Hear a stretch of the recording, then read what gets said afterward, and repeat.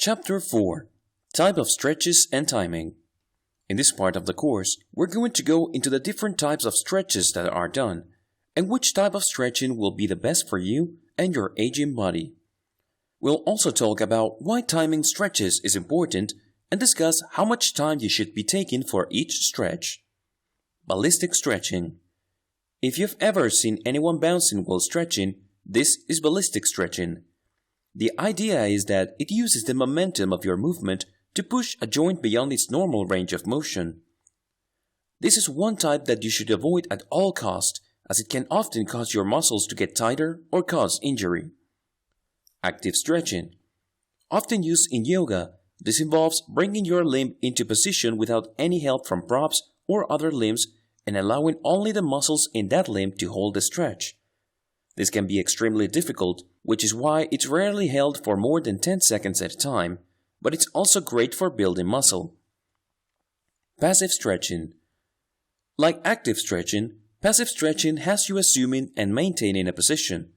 However, these stretches are held for a much longer period of time, 1 minute or more, because they use props which allow you to maintain the stretch. These are great for injuries as they don't work the muscles too hard. Isometric stretching. This type of stretching involves using your own strength to push past the passive stretch.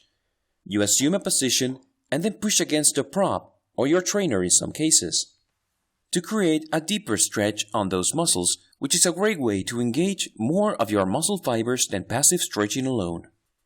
Dynamic stretching. This is another type of stretching that involves movement, but is safe and beneficial. With dynamic stretching, you perform sets of specific leg and arm movements that allow your joints to gently and naturally extend beyond their previous limits, exercising them and flexing the muscles at the same time. PNF stretching. PNF stands for proprioceptive neuromuscular facilitation, and it is essentially uses a combination of passive and isometric stretches to provide even better results than one of these techniques alone. Because of the combination of stretches, this is the fastest way to improve flexibility through stretching. Timing of stretches. As we mentioned before, different stretches are held for different amounts of time. This is sometimes related to the difficulty of the stretch, as with active and dynamic stretches, but the effectiveness of the stretch is also a factor. Although an active stretch may only require 10 seconds to be effective, doing a passive stretch for the same amount of time would not produce any results. Since most passive and isometric stretches require at least 1 minute for each of the major muscles, you'll need to make sure that you give yourself plenty of time for each stretching session. Allowing your muscles to stretch for at least a minute each, gives them a chance to gradually stretch out and maintain that position for long enough to impact that muscle for more than a couple of minutes after your session.